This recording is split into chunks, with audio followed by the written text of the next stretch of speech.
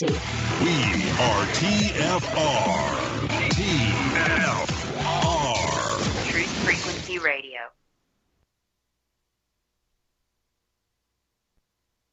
Astronauts to the moon.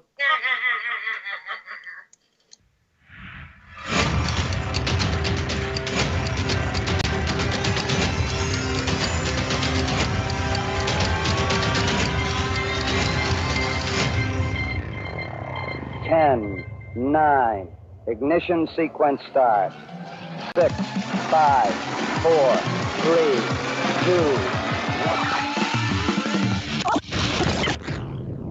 Not to get off track here, but I feel like we're in the Truman Show, and we're in a snow globe, and we just shook it up. Welcome to reality.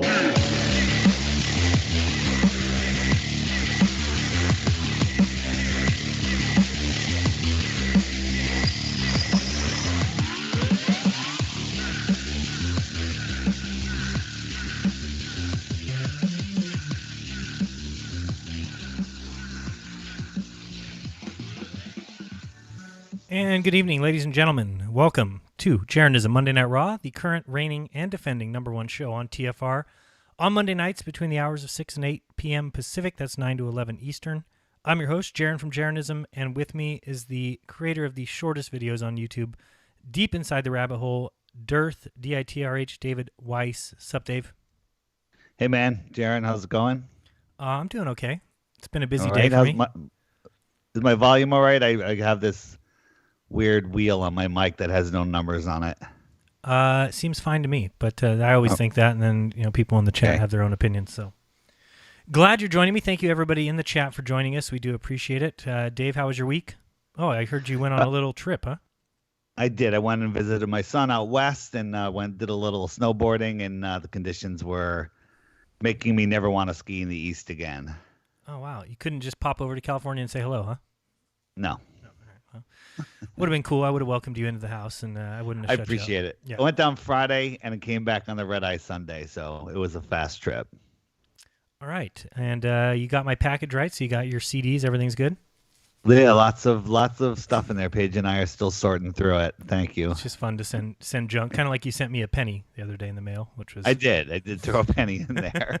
Which is great. Thank you for that. I needed that. So yeah, hello everybody. Lots to discuss. One of the topics that I real quick want to start out with is I've decided that this will be the last Monday Night Raw that will be simulcast on my channel. So just so everybody knows what that means, the show is always on Truth Frequency Radio. You can go to tfrlive.com and click Listen Live. The show is Monday nights between 6 and 8 p.m. Pacific, 9 to 11 Eastern. The show will continue to be there. And, there's a warning to Ginger Sugarbush, who usually simulcasts hour 2. If he's been fine simulcasting that the whole time, maybe he wants to simulcast the whole thing. I don't know, but sometimes David and I want to talk about some topics that usually we would say are not YouTube safe, and this has kind of hampered our ability to do that a little bit. So this will be the last time that it will be simulcast on YouTube. If you want to watch the show, all you need to do is go to TFR on Monday nights and just click Listen Live, and the show is live. It's free for when we record it, so when you're listening live, and for the next week, or the week after, it's completely live. You can just go to TFR Live and click on the Jeranism Raw show and listen to it live. So, or listen to it for a week. Recorded, and then after that, it goes into the archives. And if you want to listen to the archive shows, you can also sign up for an account at TFR. One of the cool things about doing that is you get all the shows, all the archives. So every show by Mark Sargent, Rob Skiba, Iron Realm Media. I'm going to forget people. Crow 777. Chris and Cherie Geo, Chris Everard, Brooks Agnew, I mean, you name it, Susan Lindauer, all those people are all on TFR. They all have shows, and when you purchase a pass, a TFR pass, and I believe it's $10 a month, and it gets cheaper if you purchase more, it might be $50 for 6 months, something like that, then you get all my archives, so the entire archives for this show, every show that Miss and I did, every show that Dave and I did, all those are in the archives, and again, you'd be able to listen to this show as well. But if you don't like to pay for it, it is free, always when it's live, and for the week after that. So does that sound good, Dave? That sounds fantastic. Lot to take in there. A lot to take in there. Basically, the moral of the story is next Monday, if you're looking for this show, it will probably not be on the Jeranism channel. It will be on TFR, or if Ginger Sugarbush wants to simulcast the whole thing, you can probably find it there as well. So that's that. Dave, I just made a video earlier today. Did you get a chance to see it, or were you napping? I did not know that you were live, but I did listen to it after the fact, and the fact that was still up and that it was on, that the image was on for 2 minutes, tells me it's got to be fake. So yeah, and it totally could be. Maybe. Maybe, and absolutely. And I've already looked at some comments and a couple people saying, Jaron, I'm disappointed in this clickbait, they called it. I've never made a clickbait video. That's not the point of my videos. How is it clickbait? No idea. You can go look at the comments. It's right there at the top. Somebody just said it's not clickbait. What it was is a image that somebody found from a live stream. Here's the crazy part is that I went and found the actual live stream, and it was still there. It was a January 24th live stream on the channel Planar Walk. Basically, the document, I guess people might not have seen it, so I'll just bring it up real quick. Not to see, but to read. Let me find it here. So the interesting thing was that live stream was still up, and around the 1 hour 55-minute point is when it was put on the screen. It did look like it was done inadvertently. It did look like it was an accident, and that there was basically a Gmail account opened with a PDF opened, and the PDF seemed to be sent by some guy who supposedly worked for the government. Again, this could all be fake. It could be a setup. The reason I did the video anyway, because I was thinking to myself, man, this really could just be a fake. It could just be these guys trolling. But again, I need to point that out. I want to point that out to people. One of the things I said in my live stream is that I have never and would never, and I can't even imagine somebody creating a fake document, going through all that time, creating a fake Gmail account, sending it to themselves, either to troll or to cause shit stirring. Why are there people that exist like that? It's pathetic to me, and I wanted to point that out because it doesn't matter if the document is real or the document is fake. Either way, it shows that these guys are dirtball. So it's very easy for me to do the video or decide to do the video because I said, well, what is going on here? Either they created this completely fake document or this is a real document that they accidentally left up on the screen. But basically, it's just a document that's called 2019 Q1 Tier Updates, and it basically lays out some rules for posting videos. It's from the Director of Earth-Shaped Counterintelligence, which again sounds fake. Red flag number 2. Yep, memorandum for Earth-Shaped Field Assets, gives subscriber prices, talks about how much they'll be paid per YouTube video, says that the requirements are 5 to 20 minutes per video, must be selected from the topics. So anyway, it's just certainly an interesting document. If it was just a troll move, then it proves that these guys are dirtbags, that they're creating fake documents, purposely leaving them up in live streams. Now, here's the one thing, Dave, that might surprise you. Maybe this is a sign of something, or maybe it's just more trolling. Immediately when I was done with my video, not immediately, about an hour after I was done, I went back and clicked the link in my description to go to that video, and the video has been taken down. So I like pulling pranks. I'm a prankster, but in a nice way, and that's exactly what I would do. I would wait until somebody exposed it, and then I'd quickly pull it down to bring more attention to it. Just like the NZ stands for country off of Australia video, where they said nobody's allowed to have it. Now everybody has it. Right, you can get punished, I hear, in New Zealand if you have possession of it there, or something they say. Yeah, which makes it more interesting, when Right. the thing that you can't have, you want. So Right. I was on the fence, like, it could be either way. It's interesting, but either way, you can say there was a second page or they made a second page. You can spin it any way. So I don't know if we'll ever know. We may never know. It might be one of those things where they're actually trolling us. It's fake, Right. but it's actually real because they do get paid. Could be. Or it could be a complete and total troll. But again, what that means is these guys are getting together, creating fake Gmail accounts, creating fake emails, creating fake PDFs. And my whole point, and hopefully people got this from my video, is that if these guys are doing that, why would you ever watch anything they put out? So even though Dave may be a practical joker, I actually had a really good friend, one of my very best friends, who I actually don't talk to anymore. I haven't talked to for 7 years. because he was a practical joker and pulled a practical joke on me that I would never have expected from a friend. And yeah, a lot of people may look at that and say, oh, well, he was just joking. I look at that and say, it's not something you do to a friend. So I'm not a big fan of a lot of practical jokes because they're just so easy. I mean, if I wanted to fool my wife and pretend I broke my leg at the front door when she came out, I could do that. I mean, who cares? I mean, that's not impressive to me that you do that. Nice, fun, practical jokes. Right. Well, these guys are creating things that make you laugh, unlike Logan's video. Oh, boy. Not funny. Yeah, but these guys are creating fake documents, fake PDFs for the sole purpose of trolling. And to me, yeah, there may be a big group that is interested in those kind of people. And, I think that's so funny. I want to watch them more. I look at them and say it was a very easy thing for me to do to block Planar Walk's channel today.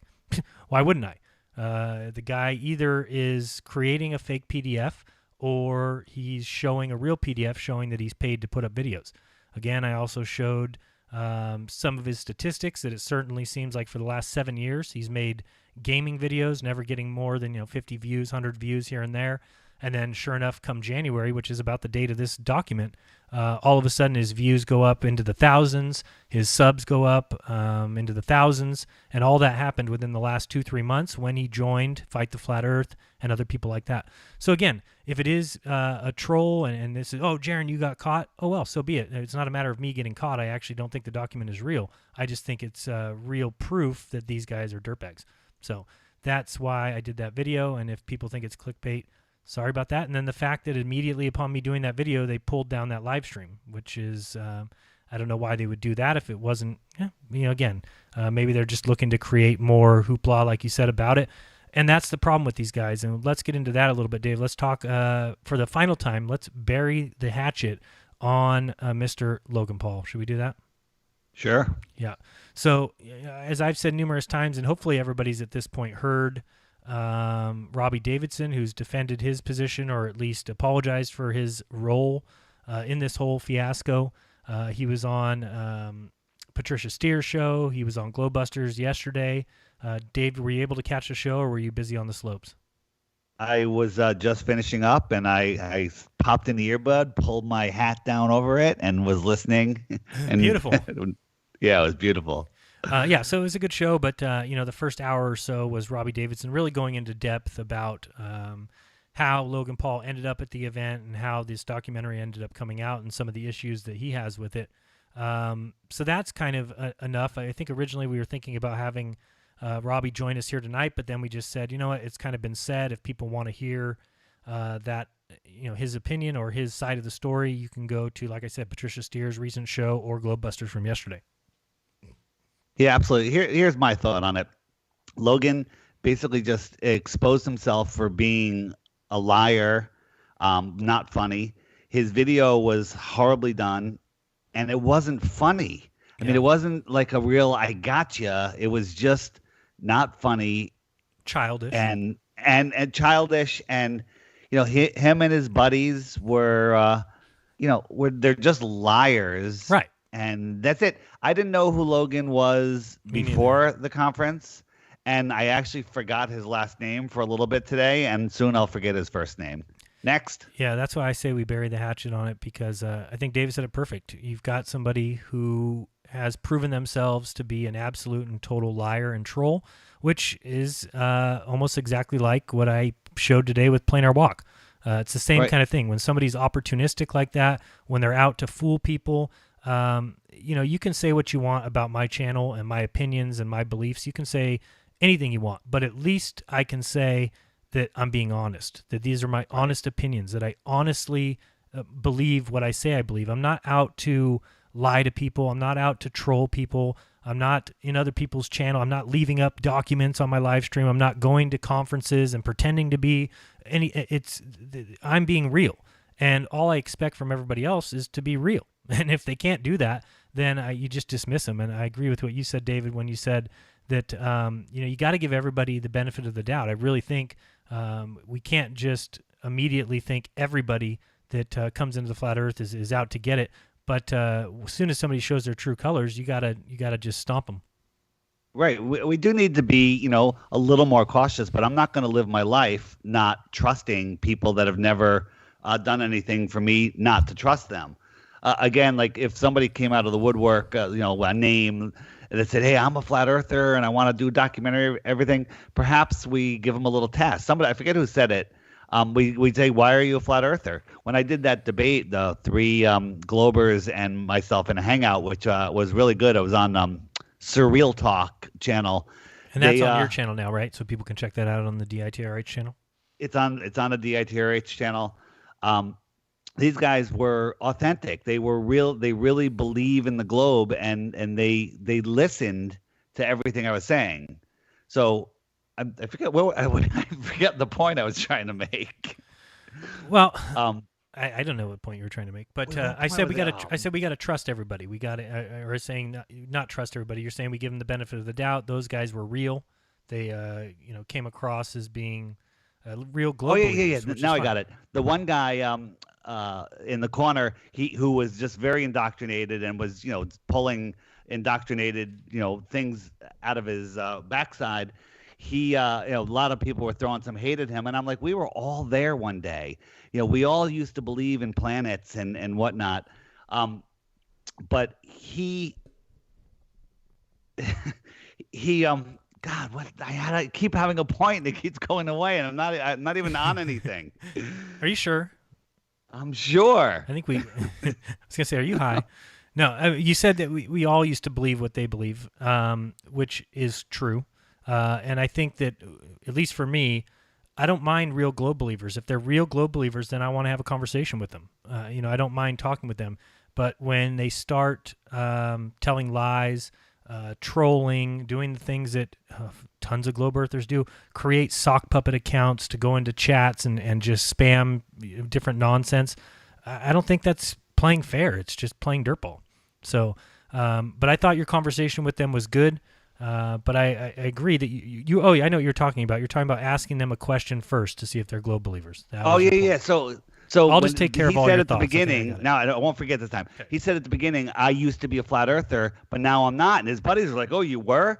And something happened on the show where they had the recording going on, and it threw me off. But I wanted to say, "Oh, you were a flat earther. Why were you a flat earther?" And that's something that anybody can do. If someone says they were a flat earther, ask them why they were a flat earther, and they will probably not have any real good reason.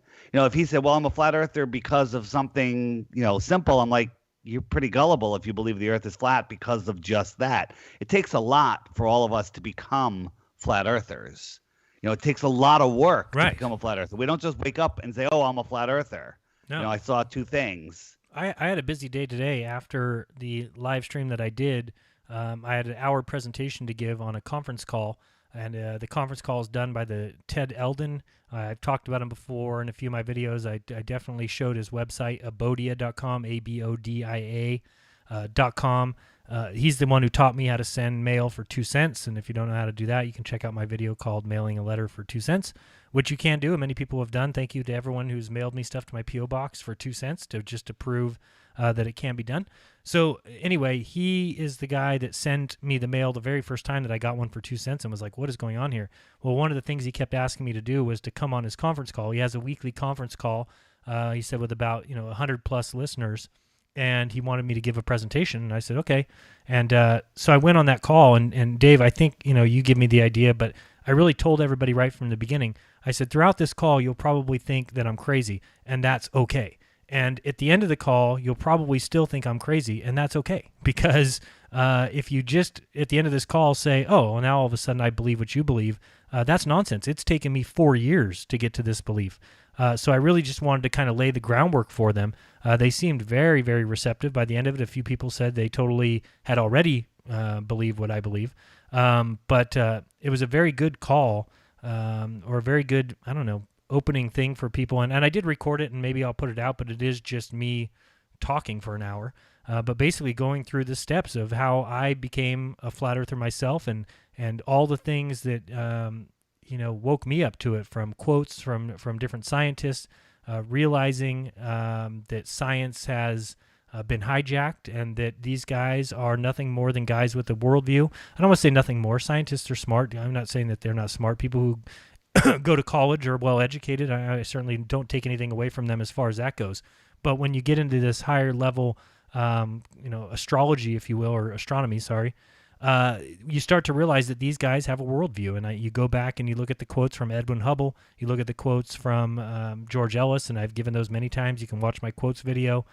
When you see these quotes from these guys talking about how they have to stay away from a unique position, the absolute horror of it, and they can't disprove it by observations, when you realize that we could be the center of the universe, that all observations actually lead to that belief, but then you've got a worldview of people who say, no, that is the absolute worst thing that can ever happen, so we must come up with different ideas that disprove that.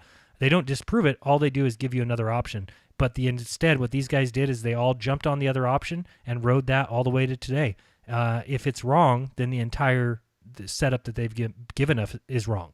And that's what I certainly believe, is that these are guys with a worldview say we can't be the center. So instead, Edwin Hubble came along and said, well, we could be on a balloon, and the balloon could have a bunch of dots, and somebody could be blowing up that balloon, and all the dots could be moving away from each other, and that's why we see everything move away from us in the sky. And, hey, that's what they went with. And so now we've got an expanding space that's constantly expanding. Who's blowing up the balloon? Well, they never mentioned that part in their story, because they just go back in time and say there was a big bang, everything's flying away from everything, everybody's on a balloon, the balloon's being blown up, so every dot on the balloon is getting further from every other dot, and this is what they went with, and this is what we get from that. So I went through that story, went through me realizing that the earth was flat, or at least starting to entertain it, talking about how I called my wife crazy, called her stupid, said, no, there's no way that could possibly happen. Planes can't go around a flat earth, you imbecile, which is basically what I said, and thought that it was ridiculous for anybody to even bring that up. And then when I finally saw an AE map, and I'm not saying that that's the actual map of the earth, I'm not saying anything like that. All I'm saying is all of a sudden I had a picture in my mind. I said, oh, wait a second. Planes can go around a flat earth. And I've just told my wife that she's crazy for thinking that, or even mentioning that, when really planes can go around it. So I gave a lot of the same analogies you do, Dave, as far as the lake and, having continents in the lake, and people saying, oh, well, can you fall off the lake? Well, no, obviously there's a shore there, just like there's a shore of Antarctica. So I went into a whole depth there. I went into the Werner von Braun starting NASA, talked about the moon landings, talked about the absurdity of thinking that, in 1969 we went there, landed this craft, got out, played a bunch of golf, whatever, and that now people are going crazy like Elon Musk is the second coming, when he can send a rocket up 50 miles and then turn it around and come back and land on Earth. And then they put that thing away. They take it away for months while they repair it and stuff till they can launch it again. But we're supposed to believe 50 years ago that a rocket much larger than the rockets that Elon Musk does, much, much larger, went to the moon, 250,000 miles, landed there, people got out, and then got back in and launched from the same craft. That'd be like Elon Musk landing a rocket back and then it taking off again. But again, Elon Musk has never even launched a rocket with people in it, ever. Ever. It's a lot easier to take off from the moon because the gravity's less, Darren. Oh, you're not taking that into account. Yeah. Well, is it less? Because if you've ever watched the moon footage, they take off, and as soon as the thing takes off, they say pitch over, which means the craft actually tips over on its side and is going sideways. Yet those people were just in the craft. I mean, what did they fall on top of each other? What about the people like moving around, the motion in the craft? Isn't that going to set it spinning? Absolutely. I mean, how could it not? If you're in a boat and you just move around, the boat moves. Yeah, absolutely. How could it not? Especially in space, if there's nothing impeding your if you just push on the outer wall, then you would go that direction. It should change your trajectory completely. So again, I just talked about that. I talked about how convenient it was for them to come back and just drop this pod into the water. You've got a boat out there in the ocean. You wait, and then all of a sudden, here comes a little pod where people can see it, and they all point up and say, there. And I've seen people who say, I know that the moon landings happened because I was on the boat that saw the pod come back and land in the ocean. It's like, what? You can't see it. It's during the middle of the day. Do you think you'd be able to see an aircraft carrier, not aircraft carrier, but some sort of aircraft that would dump out this pod out the back of it? Do you really think you'd be able to see that at 40,000 feet? Never. What you would be able to see is the pod when it gets to about 10,000 feet or 5,000 feet, and that's what you saw. So the fact that people will consider those kind of things proof, I mean, think about about the momentum of moving in one of these ships. Sorry to step on you. No problem. Next time you're in a van or like a minivan or something, just one person, grab onto the sides and just move your body back and forth and push on the walls and watch how much that van will start swinging back and forth. And that's got resistance. It's got shock absorbers. and it's got, it's not just free floating nowhere. Think what would happen. I mean, just you move once, the thing will spin out of control in space. I certainly would think so. What's There's their nothing explanation stopping for you. how things don't start spinning due to the motion of the people inside? I don't know. Yeah, it bothers me so much, all these ideas of the orbits and the fact that they were floating inside the capsule. I mean, that means that you launch away from the Earth and then you're in the moon's orbit. Is that why you would float? You're constantly falling towards the moon from 238,000 miles away? I don't really get it. I don't get it either. But yeah, I mean, I've had so many people who have told me, I think I mentioned this before, but people saying, how dare you say that we didn't go to the moon? My grandfather helped build the Saturn V, which is just ridiculous, because it wouldn't matter if somebody told you that a Ford Escort drove to Hawaii, and you said, no, I really don't think that that's true. I don't think cars can drive to Hawaii. I've never, from California to Hawaii. No, I'm not gonna agree with you. And then somebody says, "What, you liar? My grandfather built the transmission on that Ford Escort." Be like, "Great, what are you talking about? It's fantastic. It still didn't go to Hawaii. Doesn't matter if your doesn't matter how many people built the Saturn V. It didn't go to the moon." So anyway, that's all I've got to say about that. So anyway, I did a long presentation. Seemed to be well received. I didn't have anybody call me crazy at the end. They all said thank you, and I know Mark Sargent's also done a presentation on this call before. I did give your channel some props, Dave, and told people to check out, 21 Questions and some other things. Yeah, I'm really finding that more, Flat Earth is out there so much now that we're going to have many, many more of these conversations. Mark did one. You just did one. I had the one with those guys. Their audience is now looking.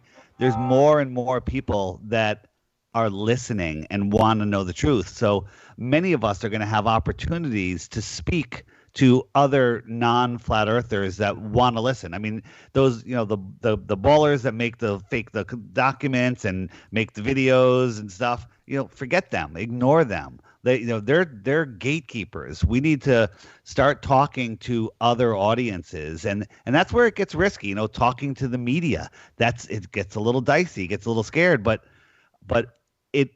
it has a lot of good that comes from it. Yeah, sometimes there'll be disasters, like sometimes you prove curvature with a laser, Jaron. All right, that's it. Now we're gonna fight. These things happen. We learn from talking to the media. Robbie was mentioning that maybe next year he's not going to allow any documentary crews in, which may be a good idea. So there's a lot of people, and by the way, we're in commercial, but I muted. Did I do this right? Well, I muted the TFR show, so I think we're okay for now. I think everybody can hear us, and we're giving you a special treat here on this last simulcast jeranism Monday Night Raw episode. But you'll have to remind me here shortly to turn that back on. I wonder if we're talking over the commercials on TFR. Probably. We are. So maybe we should okay, stop. We're gonna go to break. We'll be right back. It'll be a maybe 2-minute break. We'll see you guys on the other side. Don't go anywhere. You're listening to jeranism Monday Night Raw.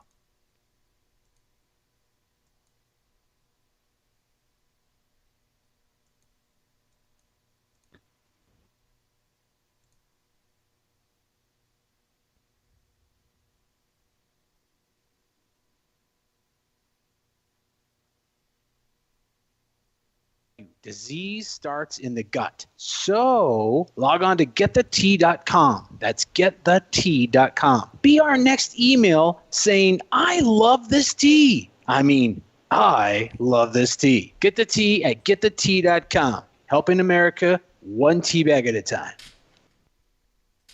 Fear is a mind killer. Fear is the little death. This is Uncle Walt from the Ironworks. Josh, Corey, and I have chosen to look at life with no fear.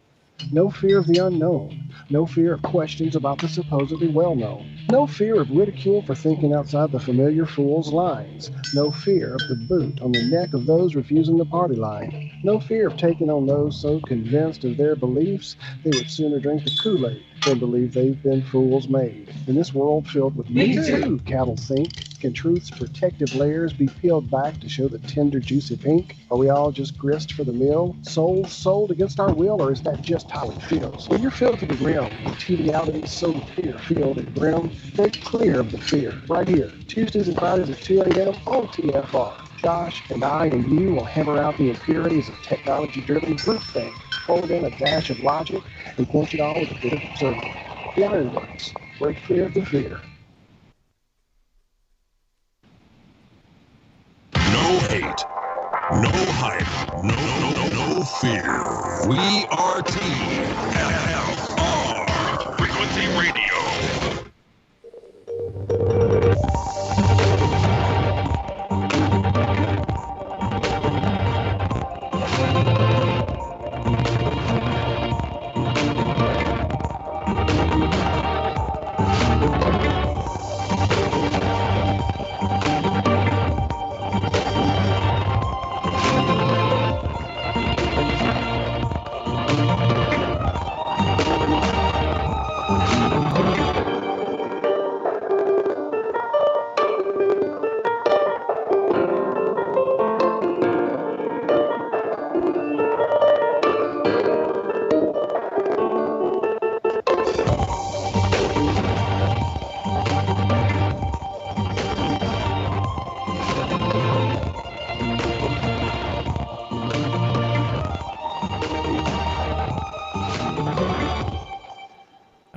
Welcome back to jeranism Monday Night Raw. Thank you for joining us. We both do appreciate it. Dave, am I as crackly as that commercial was? Or No, you're not crackly. The commercials are real crackly. they're really bad. Yeah. All right, well, I can't help that, but all I can do is help my own audio, so I'm glad that that is working since, Dave is such a stickler for good audio. A little reminder that at the end of this half-hour segment, we will be ending this simulcast for at least the foreseeable future. And if you want to continue on for the second half, you can go to tfrlive.com, click Listen Live, or you can click the link in the description, which will send you to Ginger Sugarbush 905's channel, where he will be simulcasting, I believe, hour number 2. And then also just a final reminder that next week and for at least the weeks that I can see in the future, we will only be on TFR for Monday Night Raw. And the reason for that really is, I remember when Chris Gio first asked me if I was interested in having a show on a radio station, my answer was no. I said, no, I'm okay with it. I don't want to be held back from what I can say and things like that. And he said, oh, no, there's no restrictions on TFR. It's completely listener funded, and they don't micromanage at all. You can say whatever you want. And I said, you mean I could say anything? I mean, about anything? I can really give my true beliefs? And he said yes. And so I did start the radio show. It's been going, 3 years or so. I think we're at like 150 episodes. So yeah, that's about 3 years. I think we're on episode 151. I'm not if I'm not mistaken. But anyway, we got away from that a little bit since I've been simulcasting on Raw on Jeranism YouTube channel, because I can't say everything that I want to say. So we're going to go back to that format next week. So I hope that you do join us over there. Again, it's tfrlive.com. And so, don't come sending me emails. What happened to your Raw show? What happened to the show? It just won't be on YouTube unless you go over to Ginger Sugarbush or come over to TFR. So let's continue on. Dave, before the break, you were talking about things that people say. And one thing that I've heard, and real quick, we don't have to talk about Logan Paul again, but I have heard people say that Robbie was involved in this, or Robbie has some blame. And man, I just think Robbie has done so much and does so much. And clearly what happened here was just he got trolled. Yeah. We got trolled, and that's it. Next. Yeah, I totally agree. So Robbie does conferences. He makes movies. He's talking to the media. He, look at all of the stuff he does to get Flat Earth out of the choir. Speaking to other people, which is my thing. Things happen. I believe he's got a big news interview about. They want his reaction to the Logan Paul video, and I think he's recording that tomorrow. So, he's going to do it with caution. He's going to record it himself, and hope for the best. But what are we going to do? Not talk to the media and only talk within our circle? Doesn't make sense. No, it doesn't make sense. And even myself, I need to get out of that rut a little bit, because I have been gun shy since that movie, because again, I deal, and it's my own fault in dealing with people and thinking that they're going to be honest. So when you have the Behind the Curve documentary crew say, hey, we hear you're filming this experiment, or you're doing this experiment, can we come film it? We have multiple cameras. The last thought in my mind is, oh, could they come out and misrepresent my experiment and make it look differently than it was, or make something show that wasn't there? I never thought about that. So what happened is, after that movie has come out and I've seen what happened, especially like the scene of them showing my neighbor's house, which was a disgusting house in every single way. And to show that scene where basically it makes it look like it's my house is very frustrating. And then to hear them twist the experiment at the end and kind of use me as the final scene of the movie, I just get very gun shy to the point where I'm like, well, screw this. I'm not going to give anybody access to me again. So I've got to get out of there. That's what they want. Yeah, exactly. I was going to get to that. That I think that's the problem here. And so I give Robbie a lot of credit because he keeps going out. He keeps being interviewed. He keeps having these articles written. And even though they tell flat out lies, like for instance, saying that he's coming up with a cruise to go to Antarctica or things like that, you can look that up. It's all over the internet. And sure enough, Robbie just goes with takes it with a grain of salt and just kind of says, no, it's not true. Here's what we're actually doing. Here's what we actually believe. Changing images in articles. And Dave, I know you've been a big part of that as well.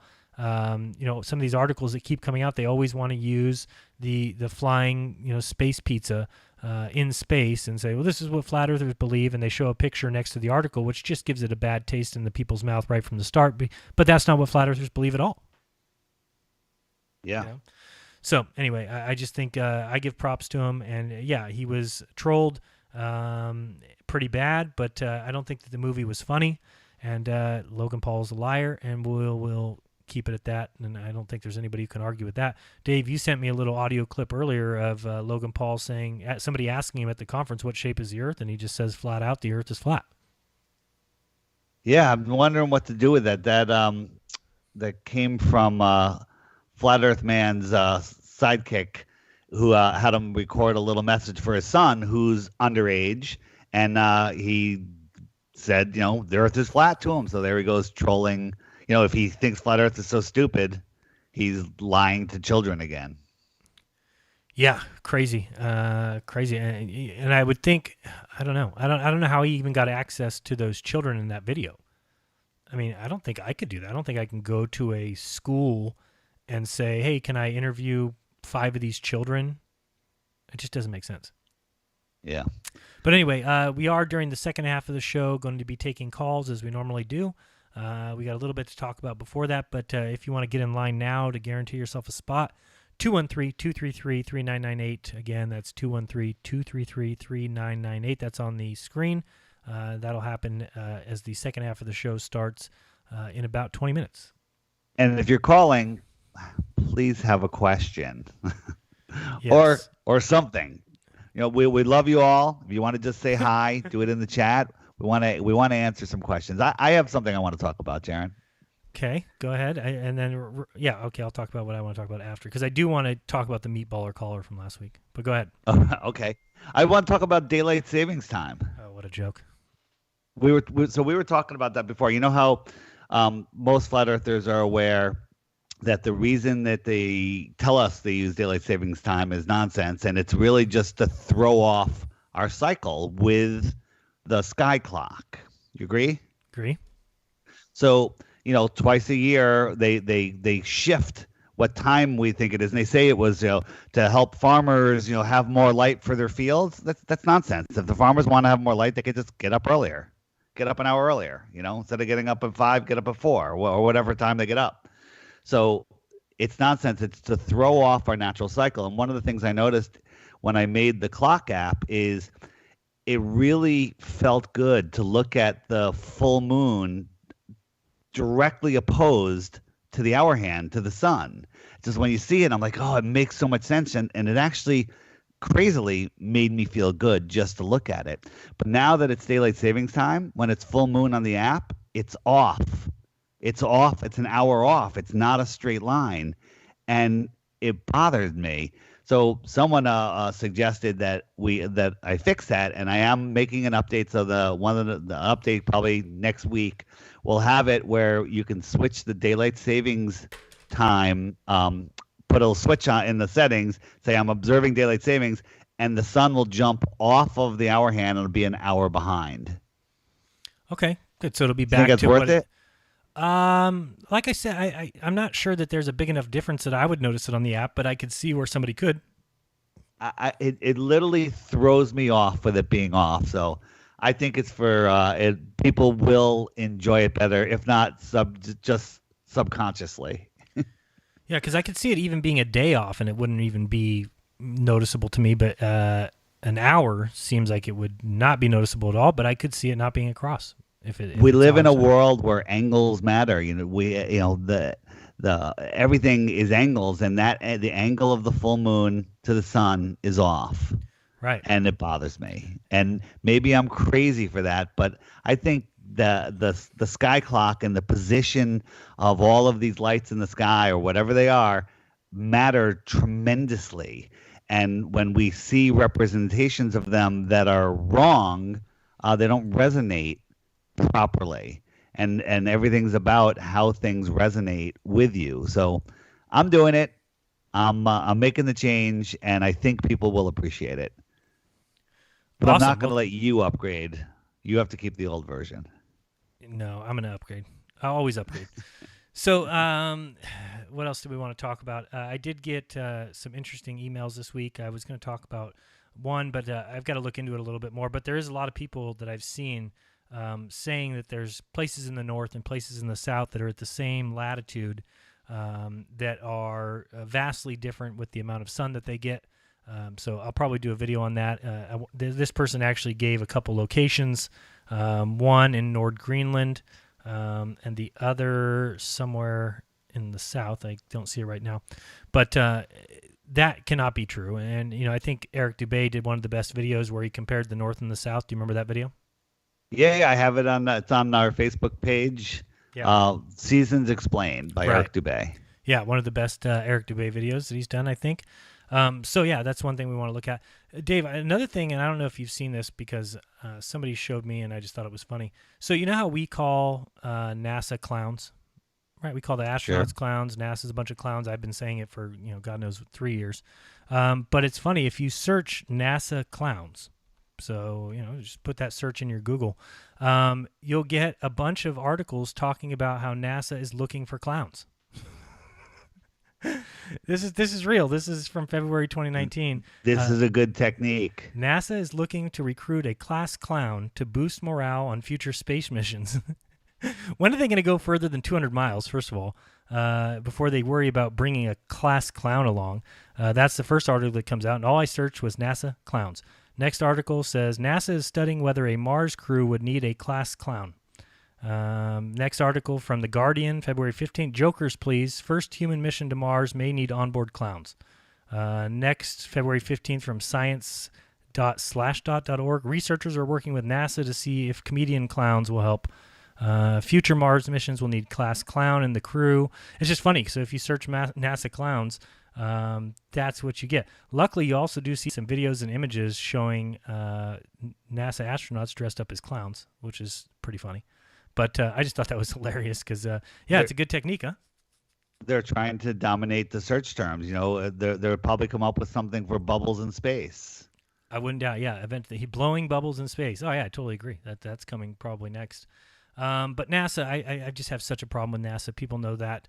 $56 million a day. If there was any gasp I heard from the conference call today, it was when I tried to explain that NASA gets paid $56 million a day. And, you always ask people, Dave, if I gave you $56 million one time and said, Dave, go make a difference in the world, the things that I would expect from you after that first year and the things that you would clearly do would be measurable, would be noticeable, yet NASA gets that much money every day, and for 50 years they've done nothing, they've gone nowhere, and we've heard from different articles and different, Charles Bolden saying that he doesn't think anybody will go to the moon in his lifetime. You've got Trump, supposedly, again, this is all according to website articles and news reports, but saying that Trump offered NASA an unlimited budget if they could get to Mars by the end of his term, and they told him, no, can't do it. It's not possible.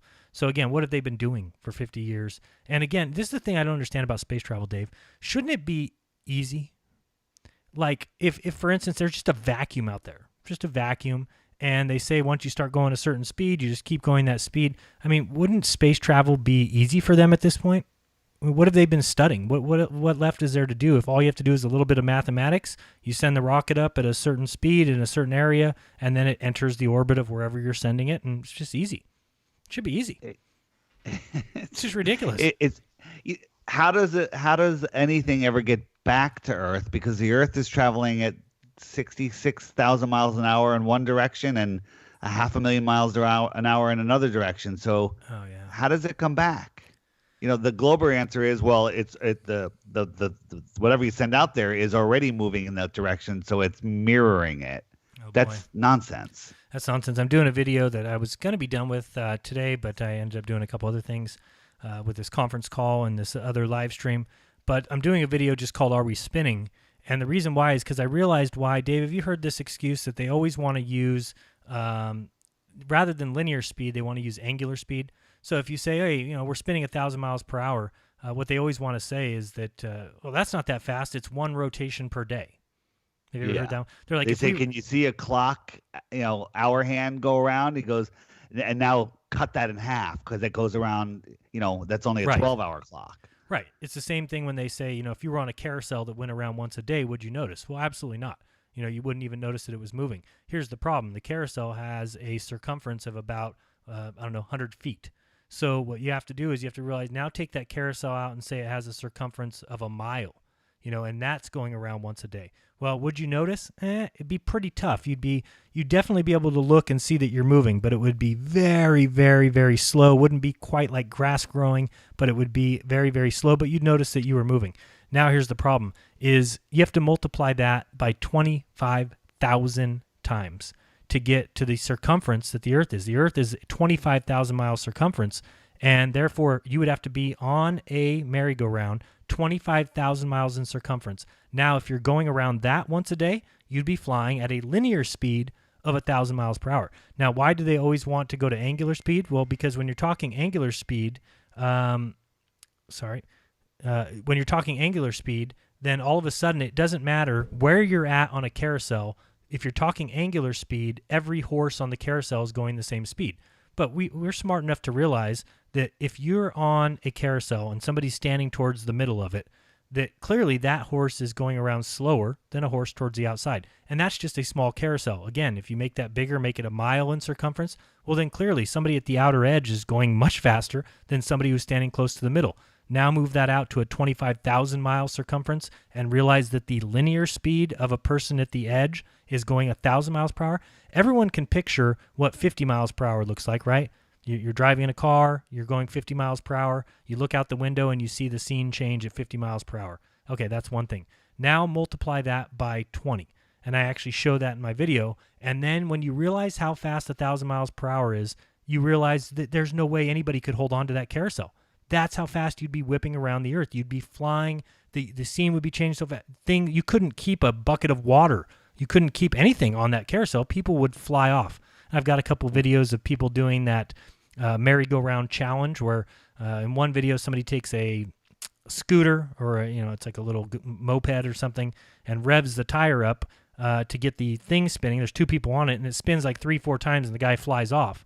Somebody did some math on it and said that thing was spinning at a linear speed of 16 miles per hour.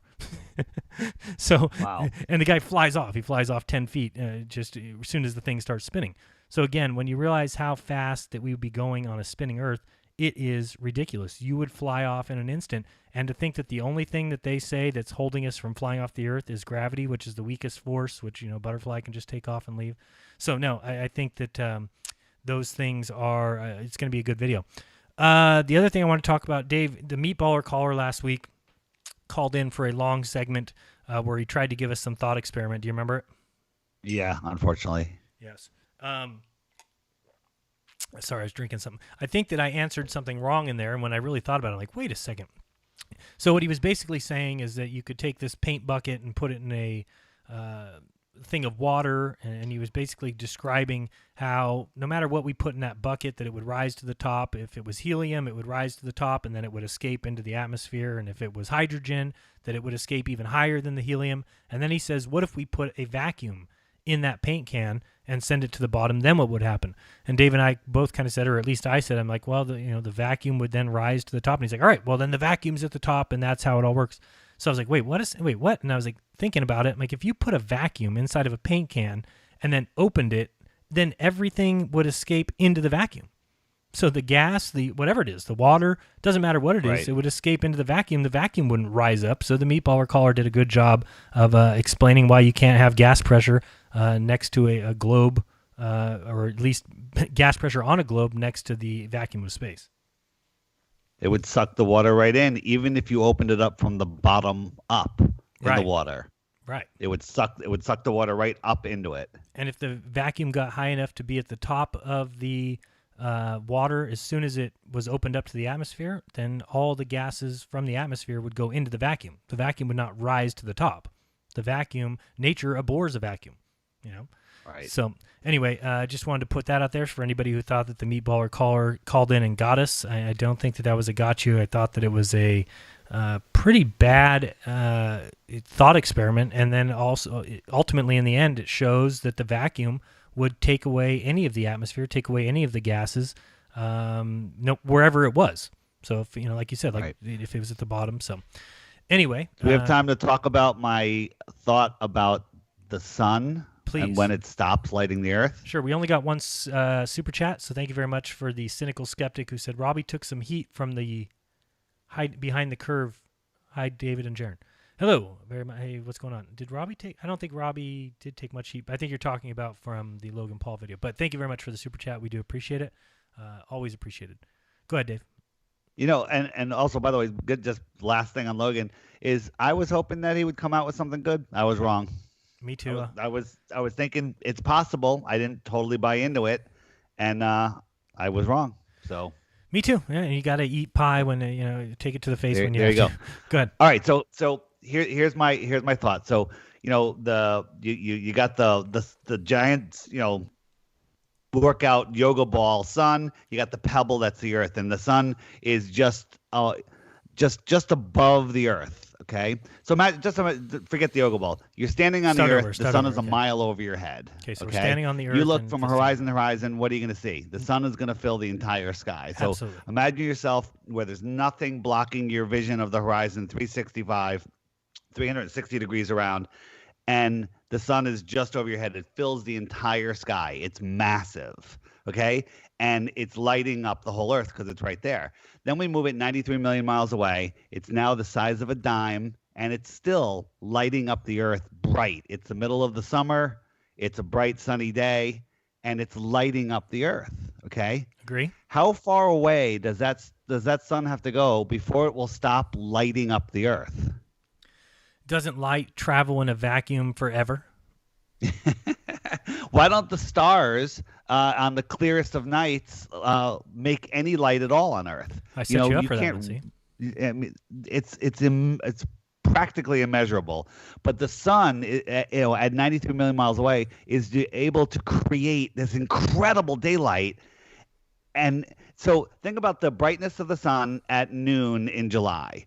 And now let's use the inverse square law and bring it all the way to a mile from Earth. Right. It's so bright that it'll dissolve the Earth. Would you agree with that? Yep. I would agree. It's ridiculous. Or is the sun just small and within our atmosphere, just like we see it, like a light close to the surface? I mean, that makes sense. This whole space distance is utter nonsense. Yeah, because you think, they say Saturn is some, I don't know if it's 800 million or 2.2 billion or something like that miles away. But when we see it with a telescope, supposedly that's the sun lighting it up. So they're basically saying that this light from the sun can travel forever. It can light up Saturn. So if you were on Saturn, if you could be on gas, which it's a whole nother story. But if you were there, then it would be like a bright day there. So truly they're saying that the light travels and just never stops. Yet why would, like you said, at night the stars should light up the entire Earth. Also, the entire sky should be white with stars. Right. Yeah. And think how bright, how reflective Saturn has to be for us to see it as bright as we see it. Right. Because, inverse square law, every time you half that distance, you 4 times the brightness. Right. How does the sun light that up? You have to stretch anything reasonable so far out. It's embarrassing. It's embarrassing. It's embarrassing. It's sad, and they got away with it. I've always mentioned before, Tycho Brahe coming and saying, no, it can't possibly be that the Earth goes around the sun, because if it were true, then the stars would have to be an infinite distance away. So, soon after he dies from holding his urine, is what the real, the theory is, that he was at a banquet and he had to go to the bathroom and held it too long, and then he died. That's what the story is. But then Kepler takes all his paperwork and comes out with the theory right after that said the stars are an infinite distance away. And all of a sudden, so now you have to believe, again, we've talked about this many times, go out tonight when it gets dark. If it's dark for you, and Dave, I'm sure it's dark for you, go out and look at the stars and you'll see that they're very near. And yet, then you have to tell yourself that according to everything we've been taught, the closest star is 25 trillion miles away. And I can't think of a bigger joke. A trillion, 25 trillion. 25 trillion. This isn't millions. People don't even know what that means. No. You can't. It's a number that you cannot fathom. No, you can't. Dave, you're 2,500 miles away from me. So, to think in terms of, 100,000 miles, all of a sudden that gets a little bit hard to understand. And then you keep going from that and you realize that to get to the If 100,000. I was a trillion million, miles away from you and you could travel at a mile a second, it would take you 31,000 years to get to me. That's ridiculous. Times 25 That to the is closest ridiculous. star. Yeah, so people don't recognize that. That is the... Oh, so we are leaving. The call lines are filling up, so we will get to those when we get back. Click the link in the description to head over to Ginger Sugarbush's channel or TFR. This is Jeranism, Monday Night Raw for the last time on the Jeranism channel. Peace!